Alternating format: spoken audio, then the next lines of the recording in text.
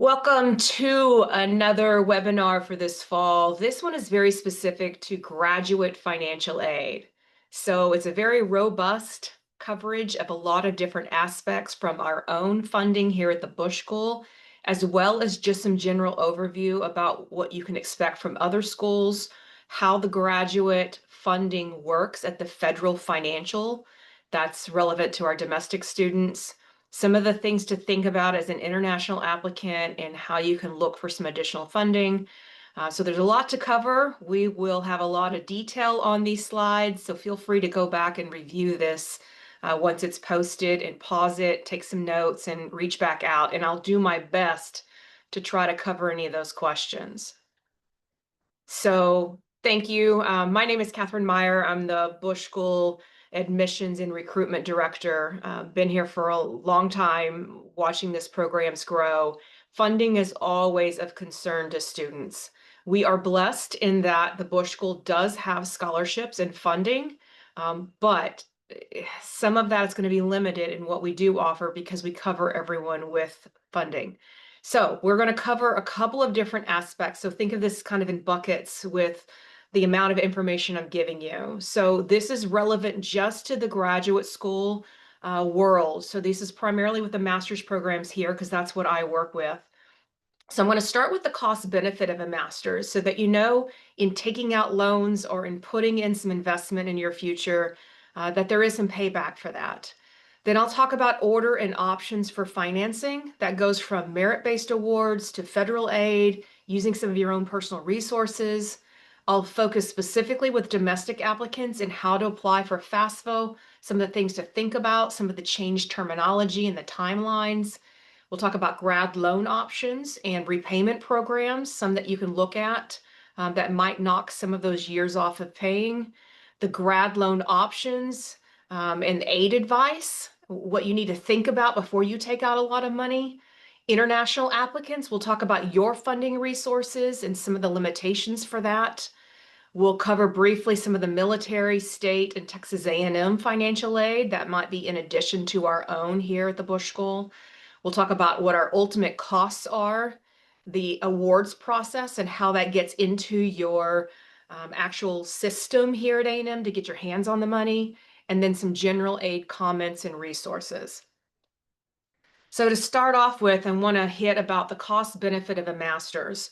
So a lot of you have thought very highly of coming back, putting money and time into your additional education, getting those resources from not only the education and the career connections that the Career Services Office can offer, but also that additional salary. So it depends on the kind of field that you're going into to also be considering what kind of starting salary are you going to be getting if you do come in with a master's degree versus a bachelor's. Or maybe you've already been working in the field and you want to bump that up. What would that mean and look like? What's the debt repayment that you're willing to pay? How much debt are you willing to get into? And maybe taking out loans that you're comfortable being able to pay that over 10 years, 20 years. What kind of location you want to be in, the benefits that might have, the trajectory of that field. And this is a minefield right now for those looking at federal government. Some things we never thought would shift are shifting now, may go back to where it was in a few more years with a different president. We will see how this all plays out. But I'm going to use the comparison of the general pay scale. So this is the federal government. I'm going to focus just on Washington, D.C. for a second, because when you're talking about a base pay and coming in, let's say in the Washington, D.C. area, if you get an undergrad degree in any number of areas, international affairs, history, political science, whatever it is, you start at what's called a pay grade and a pay grade step. You're coming in a GS7, and it goes from 1 to 15. So you're kind of in the middle. You start at step 1, you're making about 57,000. You take the time to go in and get a master's degree, you're going to be earning closer to GS9. Sometimes I'm putting step 1, but many times our students are getting even farther than that. Maybe they're coming in at step 6 or 5. And so that salary will continue to go up. But it starts at 69.9. So you're almost making 70,000 versus 57,000. So that's nearly $13,000 more coming in with a master's degree for the same kind of job, but you're earning that for the rest of your federal working career when you start on something like this.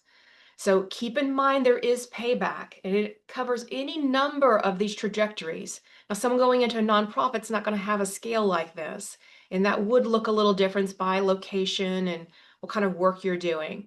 But there is some payback for that degree, which is why you're here and looking for this. But grad school is a huge investment. Some of these programs are $10,000 for tuition and fees per year. But I've heard of programs that are 60,000 or more, most of them private, right? But they're expensive and they don't even include the housing costs, the food costs, the relocating. Do I need a car? All those additional aspects to think about. So when you're thinking about whether or not you can take in loans, the average full-time grad student is receiving about $28,000 in federal aid. Mostly that's in the form of loans, which I'll cover later. So that's taking out quite a hunk of what your school didn't pay to pay for your living costs and maybe some of your tuition and fees.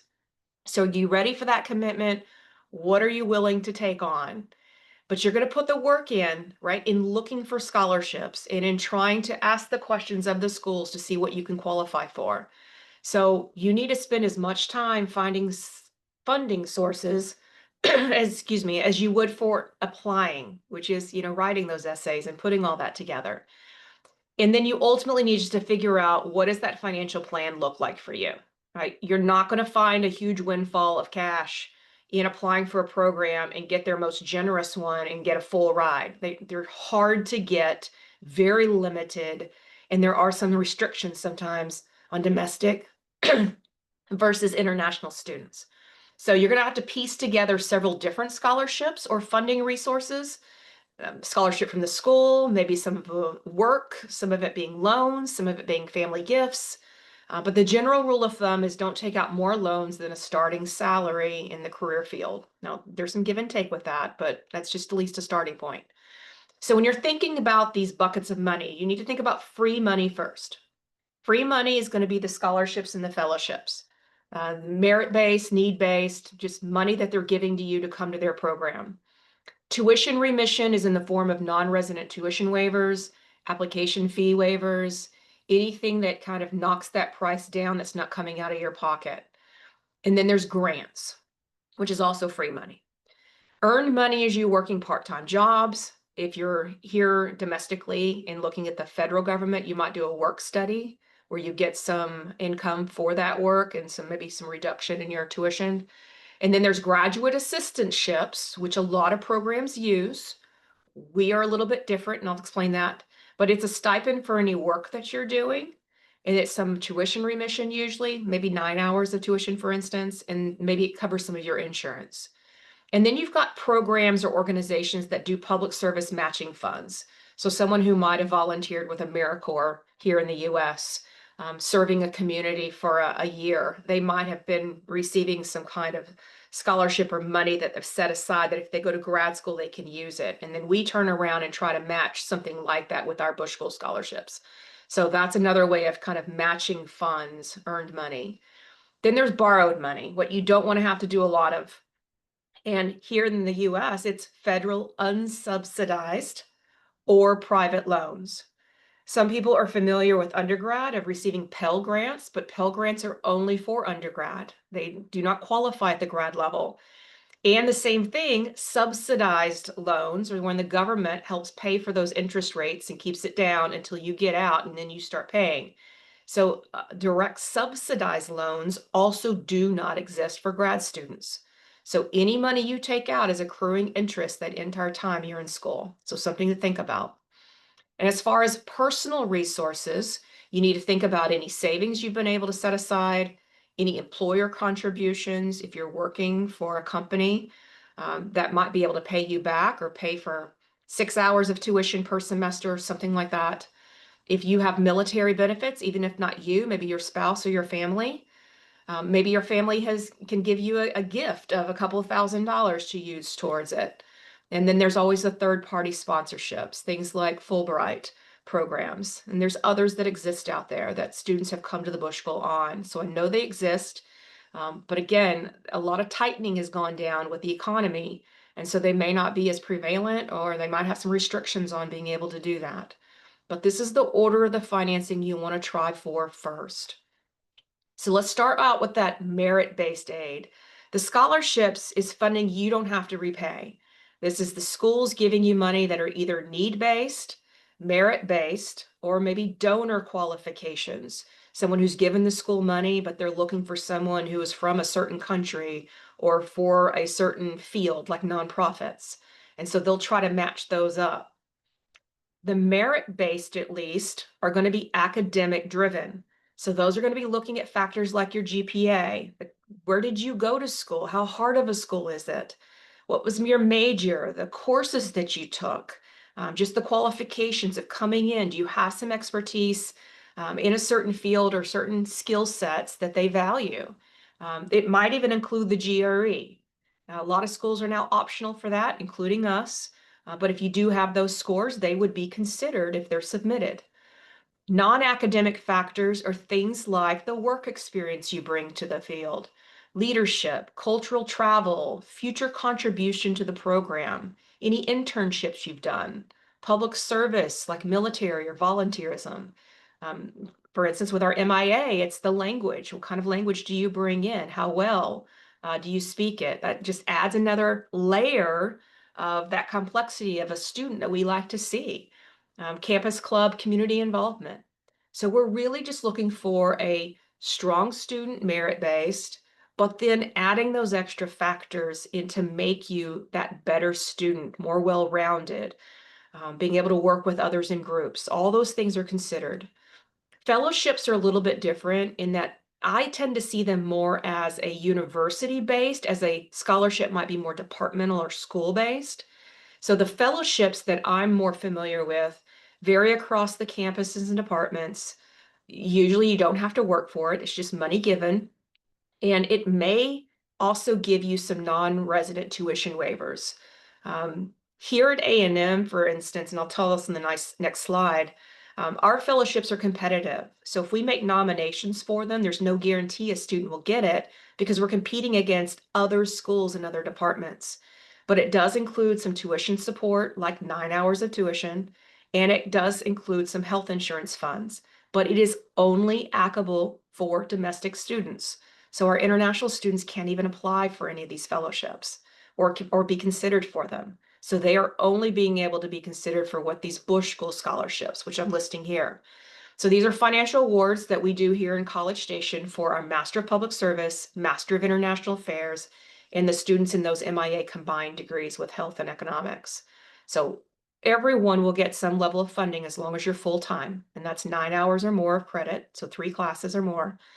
These Bush School credit merit-based scholarships are going to range from our top level of 15,000, then we go to 10,000, 7,000 for a few people, 5,000, 3,000, and maybe a few might get 1,000.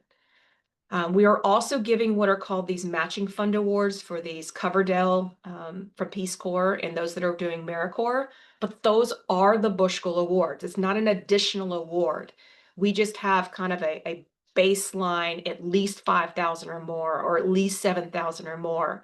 And so that's that matching funding area that we promise those students. That only affects a couple of students a year who apply for us. Now, the Grad Merit Fellowship that Texas A&M gives us funds for, we can only fund one student and is only a domestic student in the Master of Public Service. And that one person is the lucky one because it's about a $30,000 award, so it's quite generous. There's some additional ones that are done through our graduate and professional studies here at A&M, but we can only make nomination for them, and we have to have an essay, we have to have additional pieces. So we're asking questions on the application about socioeconomic status. As students answer those, we will then determine who do we think are the most qualified, ask them to submit additional pieces. We put together a packet for 5 of them per department, and then those are reviewed. But it's only domestic students, and there's no guarantee that you can get one. They are very, very competitive, and they are highly GPA focused, merit-based focused. So we will make nominations. You get maybe 1 or 2 a year. in each department, but that varies. 2/3 of our students that we admit through the Bush School from those two programs in PSA and MIA are only going to receive a 3,000 or a 5,000. That's how we can cover so many students. If we're looking for a class of 90 students for each of those departments, that means we're admitting about 120, and we're over offering in our funds. So we cover a lot more people at 3,000 and 5,000. You're very fortunate if you can get a 10,000 or a 15,000. And those are highly merit-based, right? GPA, what school you went to, those factors. If you are also not from Texas, you will receive a non-resident tuition waiver. So those are worth about 12,600 for 24 credit hours in a year. So it's a pretty big hunk that takes you down from wherever you were in terms of cost down to Texas levels. And so it becomes more like your starting point's 12,000 something. And I'll cover that in a visual in a minute. Bush School graduate assistantships do exist, but they're only available in year 2. That's the only way you can change your funding from year 1 to year 2.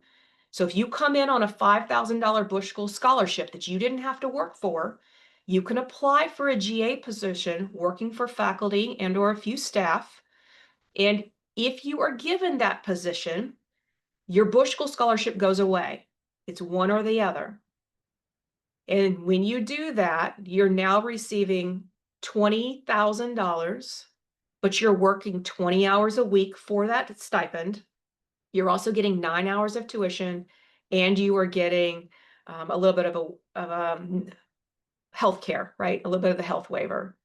So here's sort of that visual, right? So those non-resident waivers I mentioned earlier are often tied to those competitive scholarships. So here in Texas, you can get it as long as you get $1,000 or more. You get to pay in-state rates, including your international students. Your just cost goes a little up because of health insurance. So 24 credit hours, that's 12,600. Now these GA positions, most require 20 hours a week. You may have insurance or tuition payments. A lot of schools do these a little bit different, so you need to check with the school you're applying for. Here at A&M, the GA and work positions are available across campus. So you don't have to just apply to ours. You can apply to ones in veteran services, writing, international student services, student government. But you have to apply for them, and there's no guarantee you would get it. And it may not be 20,000. They may only pay 10,000. So you would need to look to see what that is. But any GA position or student worker position you get outside of the Bush School doesn't affect your Bush School funding because it's not our money. So you've just stacked two types of forms of work, a GA position or a student worker position, along with your Bush School scholarship. And that's fine to do. You just have to report that to financial aid. So our positions are only available in year 2, replaces the first year scholarship if you get it. Otherwise, you just renew at the same level. So if you came in at 5,000, you're renewing at 5,000. You're only limited to about a dozen students who can apply for these. But you do work for those 20 hours with that 9 hours plus the health insurance. And your first year GPA plays a large part because they want to reward those who have done well in their first year. So if you know you're a nonprofit person, you could work with a couple of those professors who have GA positions and just let them know that you're interested, you want to apply for it, and maybe have them keep an eye out for you. Now we're going to get into federal aid for a second, and this is going to be domestic focused. So forgive me if it's a little bit boring for our international students. I can't really help it. It's just the way I have to cover this.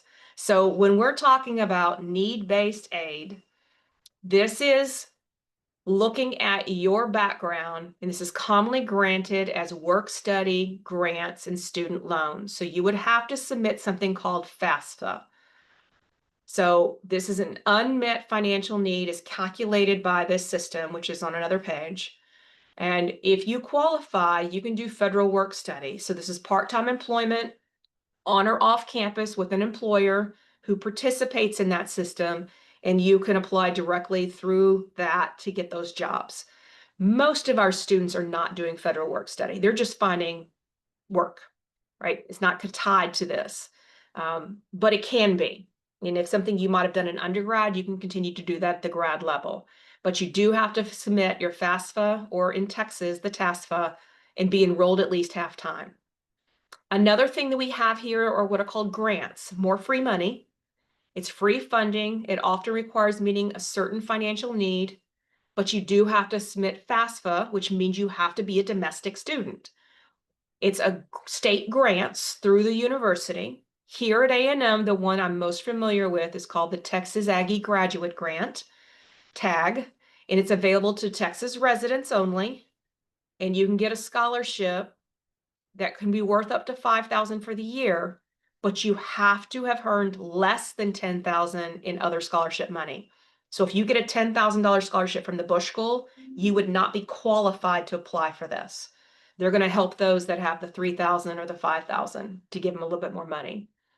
But I hear a lot of people who get this, but you do have to apply for it separately. We would tell you when to apply because this is usually going to be April, May, June. So once you know you're coming here, we would remind you about this if you qualify. There's also what's called non-need-based aid. This is going to be merit-based awards, for instance. This is commonly granted as unsubsidized government loans, right? The money you have to pay back, and it covers tuition and fees or living costs that's not covered by other means. So when it comes down to taking out loans, you will need to go in and apply for what's called FAFSA, right? So studentaid.gov is a great website. This is going to be borrowed money. I will make a note that you can qualify what is called federal direct unsubsidized loans, but there used to be another one that was called Grad Plus. Those no longer exist. Those were killed with the big, beautiful bill. So it's no longer offered. It was just a second layer of additional scholarships that didn't have a cap. So people were taking a whole lot of loans, but not all of them were being able to pay them back. So they just got rid of this. And keep in mind, unsubsidized just means interest is accruing. So you're going to have to be aware that you don't want to take a whole lot of that out. There is a great website also called studentloanborrowassistance.org. And this is just a National Consumer Law Center. So it's giving you some things to think about with repayment options, how to get out of default, dealing with collection agencies. So it's a great resource if you're deciding to go that route. So FAFSA is something you have to apply for every single year. If you fail to do it from year 1 to year 2, you're going to lose your funding and your opportunity for scholarship. So you have to go in and go to studentaid.gov, right, for FAFSA. Texas A&M code is listed here. Typically opens every October for the next academic year. It's already open for those that are looking for 26-27. So if you're wanting to go to school next year, you would want to apply for this as a domestic student. It's going to be open through June 30th. But sometimes money gets issued out, the earlier the better. Submit no later than mid-March, better if you can do it sooner. But each state is differently. Texas usually has it open until April 15th, but the federal deadline is June 30th. Just may not be a lot of money left by then. Remember that to be eligible for federal financial aid, in order to receive these loans, any course you take has to be on your degree plan. So they're very stickler about making sure that you're following and just taking the 16 classes you're asked to for this degree and not sliding in some others you're taking out and making more loans for classes you didn't need. I'm not going to cover a lot about the FAFSA terms to know, but I will say one thing that was new is they've now, the federal student aid with FSA ID is an ID that you're creating and the website. If you did an undergrad, you can still reuse the same one, but now you're independent of your parents. So the money and the answers you're giving is going to look different. And the student aid report is the final report that kicks back out that FAFSA is going to end up sending to the schools, and that's what they're going to use to help you tell you what you're qualified for. So when you hear what a SAR is, it's a student aid report. The thing that changed 2 years ago was this student aid index. It used to be something else. Can't remember what it was. Cost of it's still there. But they're using what is called the student aid index to answer some simpler questions on it, find out what you're qualified for. The cost of attendance is thinking about what are your tuition and fees, what's your living expenses, You've got direct and indirect costs. It's also your transportation, your housing, personal expenses. All that's given a number and it's put into this formula. So anything that's the student aid index as adding to the cost of the attendance, plus you're adding in anything you've been awarded for scholarships. So if you got a $10,000 scholarship, you put that in there and it's going to kick back what's the unmet need. And that's where your loans are going to come in, or a grant. So we're only calculating, I want you to be aware, you're only calculating a grad student and spouse income. So our younger students, none of this is going to impact with what your parents make. It's different. You're not calculating like you did for undergrad. You are independent of your parents, regardless if they're still giving you help, regardless if you're 19 instead of 23. It doesn't matter. At the grad level, you're independent. It's only your assets, your family size, often one and not a lot of money. So you're going to qualify for loans. So keep in mind, you will have some options if you submit FAFSA. Coming back to again to that direct unsubsidized loan, this is the one you can get. It's domestic students only can apply. It's not need-based, but it does have a cap. You can only borrow $20,500. And that figures in with a max borrowing limit over all time of undergrad and grad school. It maxes at 138.5. So if you took out 80,000 in undergrad, you're a little bit more limited than someone who only took out 20,000. So there is a cap on that. The interest rate as of July is about 8%. So it's not cheap, but it is better than maybe something going out to a bank and finding a private loan. So you must enroll at least half-time for 5 credit hours in the fall or spring, or 2 credit hours in the summer. And repayments begin 6 months after graduation, or sooner if you drop below half-time. There was one called a direct grad plus loan. That's the one I said it ended with the big beautiful bill. So it is now gone. So those that are going to private schools or looking at other universities that are very expensive, they're very nervous because this was their backup, that it didn't have a max borrowing limit. So people could take out 40,000 if they wanted to. The direct unsubsidized, it adds to your max borrowing limit. So it's something to think about. As far as federal aid forgiveness programs, one thing I've always liked for many, many years is our students could look into this public service loan forgiveness. It forgives any balance on those direct loans after you've made 120 qualifying payments. So that's 10 years-ish of making payments, but you have to enroll your employer and fill out paperwork because they need to know through that system that you're working for a nonprofit or a government agency or with the military. Or one of my colleagues has college employment. He worked here in career services. So he could get that money forgiven after 10 years of payment. So this is something that I definitely encourage our domestic students to look at if they're taking out loans and start signing up for public service loan forgiveness. It does still exist. It's had some changes over the years, but you do have to submit employment certification and do that regularly to stay enrolled in it, or they'll kick it out until you do. The other one is income-driven repayment plans. So this is based on you now paying back the federal government on your loans based on what you're bringing in. So there's several different versions of these. You need to research them to see what's best for you.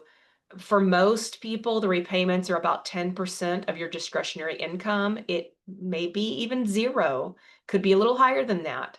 But IDR will forgive any remaining debt after 20 to 25 years of qualifying payments. So it's definitely a longer term than public service loan forgiveness. But you can find more information on that website.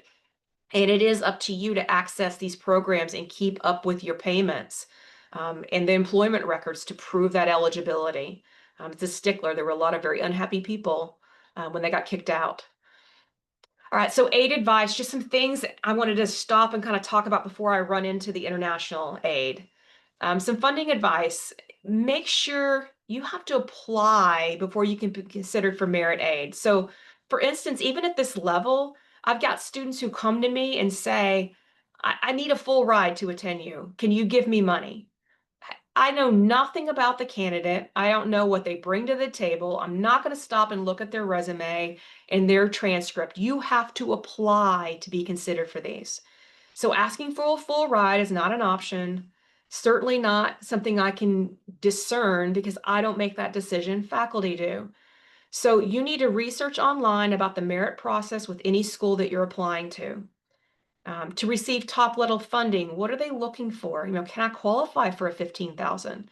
I can give answers to people of here's what our averages kind of look like, but I don't know if a student will qualify for it because faculty make those decisions. Is there a separate process for merit funding, or if I just applied it through the application, am I considered for it? Does the university have additional options? When do you make decisions on funding, and how soon after admission will I get those answers? Do schools counteroffer? Like if I get a 10,000 at a school and you only gave me 5,000, can I tell you that and you up my money? Some schools do. We do not, but that's part of asking these schools that you're applying for. Have your applicant file back up your aid desires in a strong application. Remember, that's what speaks for you is that essay, the interview, anything that you're bringing to the table. You might also ask if the schools will waive application fees. Never hurts to ask. I just have to tell people we do not, unless you're part of one of the organizations like AmeriCorps, Peace Corps, and others. I just don't have the funds to pay for every international applicant that asks me.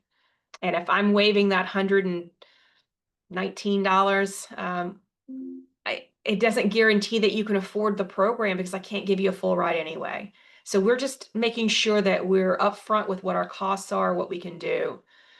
If you are a domestic student and applying for financial aid, earlier the better, because they're going to start giving out those best aid options like grants, work study, lower interest loans first. It's on a first come, first served basis.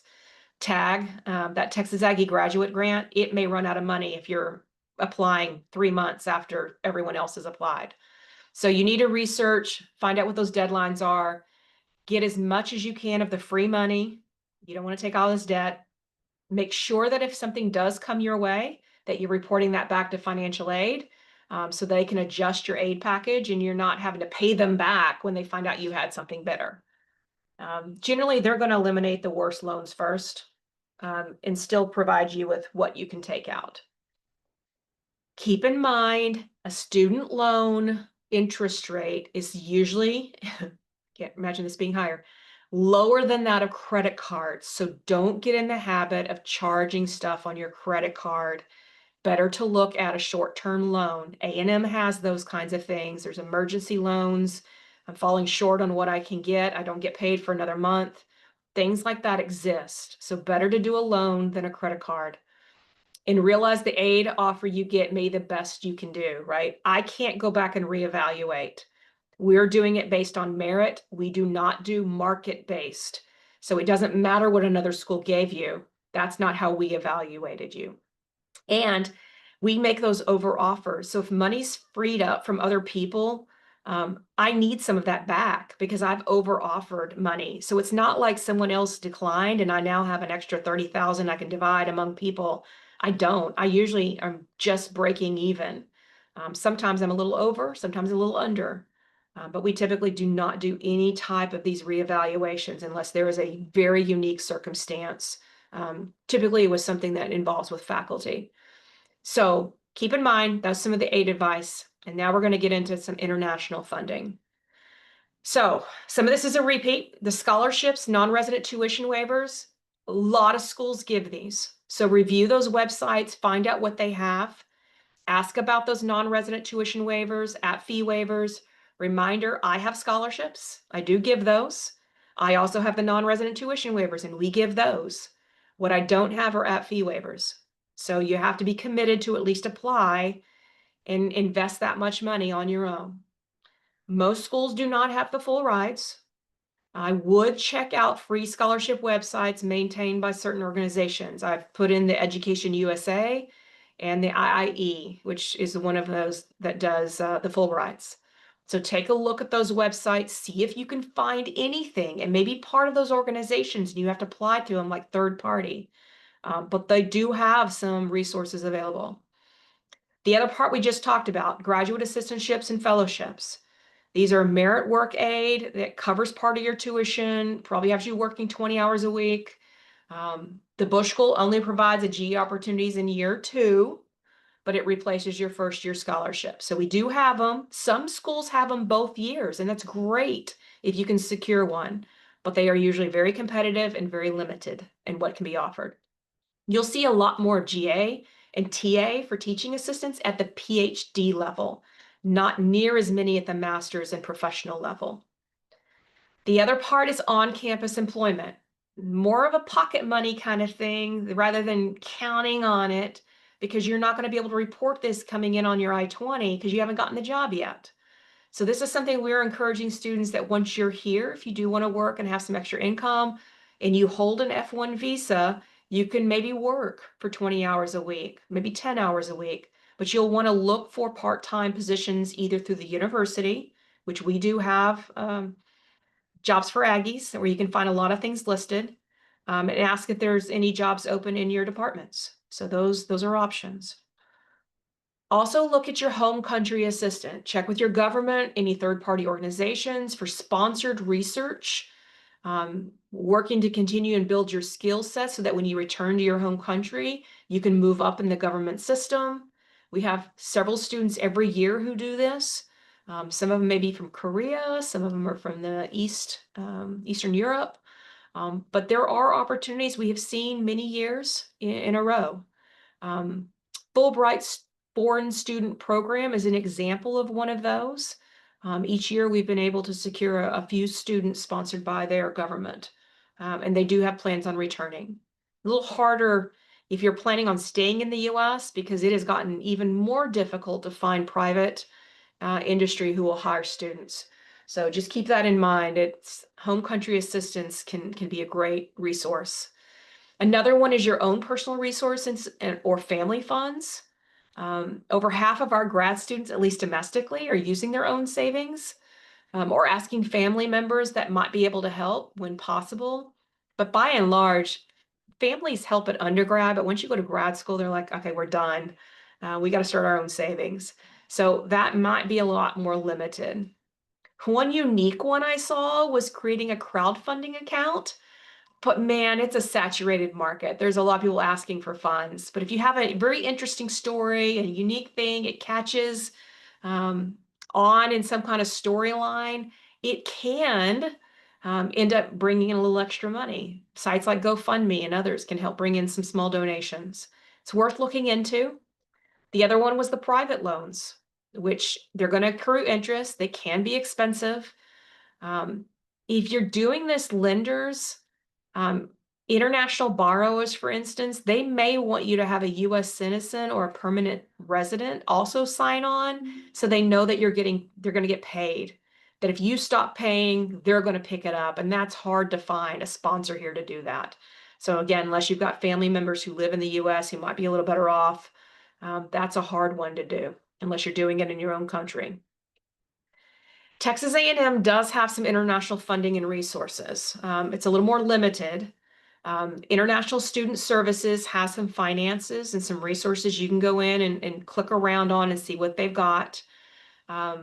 It does list the cost. It covers all the financial statements that you have to fill out in order to get your I-20. Texas A&M scholarships and financial aid also has some funding that might be based on a certain country or a certain background. But current international students are the ones who will apply for those. It's not an incoming student. So it's really a second year funding for those that are applying through what's called ISFAA, it's International Student Financial Aid Application. So it's a second year award given out through Texas A&M, and it's a max of about $2,000 to $4,000. So it's not a windfall, but it is some help for those that are already here enrolled for their second year. So here's our limitations. We do have those Bush School scholarships. We do have them in those increments from 15 to 1,000.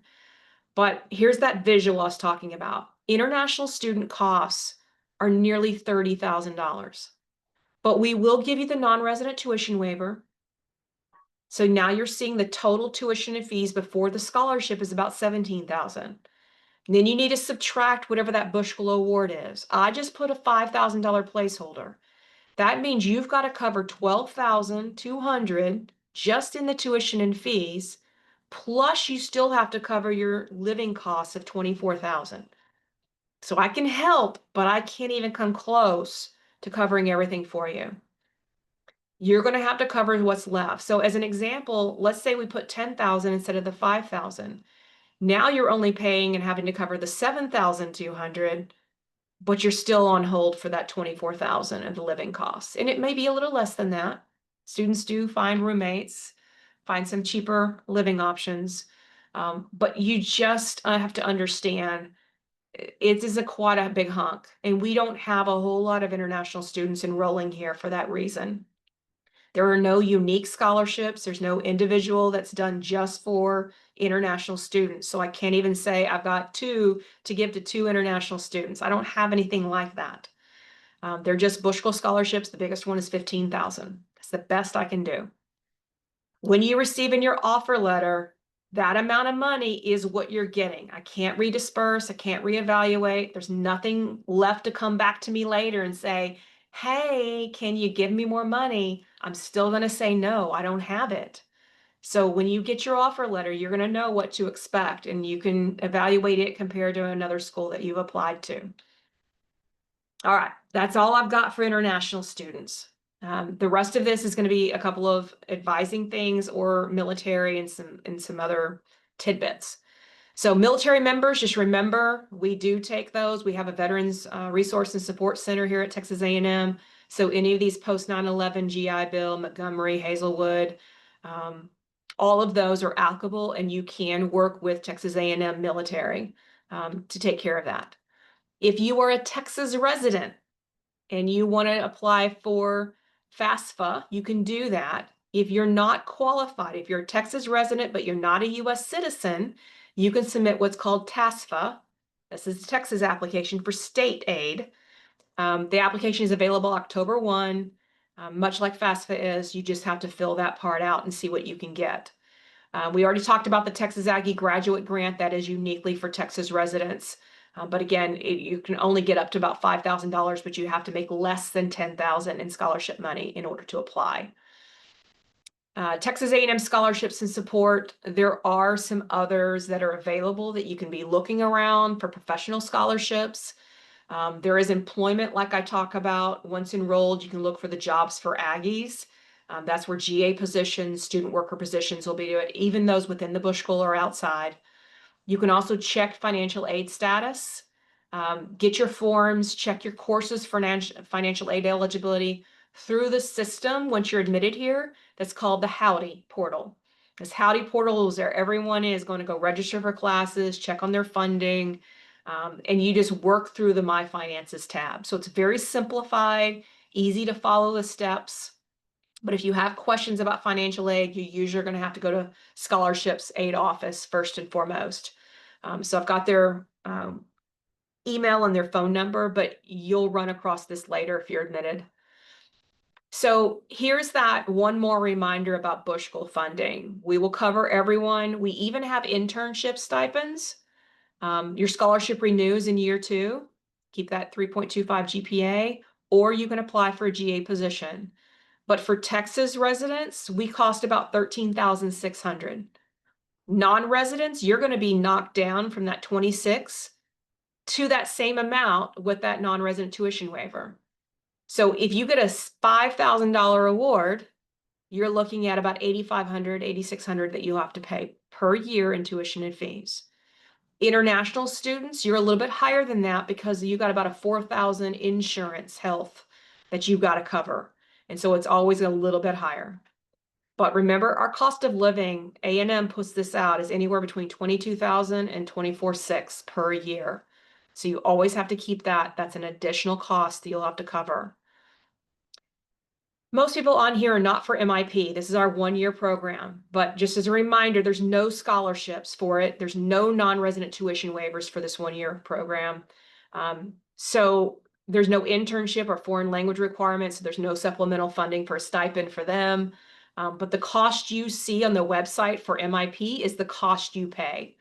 So if an international student is trying to do a 1-year program, it's $36,500. But you're only here 1 year as opposed to 2. So for some, it works out and they like to do that. So we'll have a few that might come in for the MIP. Last few slides, the release of funding at A&M. The financial award that we're giving you, let's say we give you a $5,000 scholarship, that money is going into your account. So that's $2,500 in the fall, $2,500 in the spring. A&M scholarships and financial aid office, they apply those funding. We'll make sure that they're posted to your account by July 1. But you're not going to see it on your billing statement until 10 days before the classes start. So people start panicking and going, oh my gosh, I'm about to pay this big bill. I know A&M just doesn't put all that money into your account until 10 days. So by the time you're getting ready to start classes and have to pay the bill, you're going to have seen it about a week before. So fellowships have varied disbursements. You'll have to check with your sponsor. If you have any direct deposit, you have to fill this out here at A&M and indicate a bank. And anything that you have in excess, let's say someone is a $15,000, but their tuition fees is only $13,600, that extra $1,000, $1,500 is going to be deposited into their bank account. So that will be something you'll work with Student Business Services, and you will sign that up at the Howdy portal. Funding resources, federal student aid for our domestic students. Be sure you check it out at studentaid.gov. It's a great resource, lots of information. There's also a really good grad school prep checklist that you can resource. Just thinking about what you need to do, getting ready. And then if you are interested in looking at another website, this is the Association of Professional Schools of International Affairs. It's called APSIA. Even as a public service student, this lists the top international affairs programs in the world, but it also lists 100 different fellowships and scholarships that exist out there. Now, this was about 140, but they've had to scale it down because some of the programs were federally funded and got cut. So if you are interested in looking, this is a very robust list. Go to APSIA, find that link, and start reading through them and applying for the ones that you apply for, that you qualify for. And then finally, just general aid resources. There's a number of mobile apps that'll help you find relevant scholarships. These are just options I found by searching or by hearing a few students. I don't endorse any of them. I don't say that you want to pay to have them. Some students have, and they've been successful in finding some scholarship, but you need to do your own research and see what you're willing to do. My Scholly was one that has a nice searchable directory that I know former students have used. But I've also seen some with ProFellow, and I don't know, some of these are new. FastWeb, I'm not familiar with at all. So there's many, many more. See which ones cost you, which ones are free. But again, you want to spend some time looking for free money. Okay, that was a long. Any questions that you have and would like to drop it in the chat, you can do so now. I'm going to stop the webinar. We have concluded our financial aid. But you guys can unmute if you would like to at any time.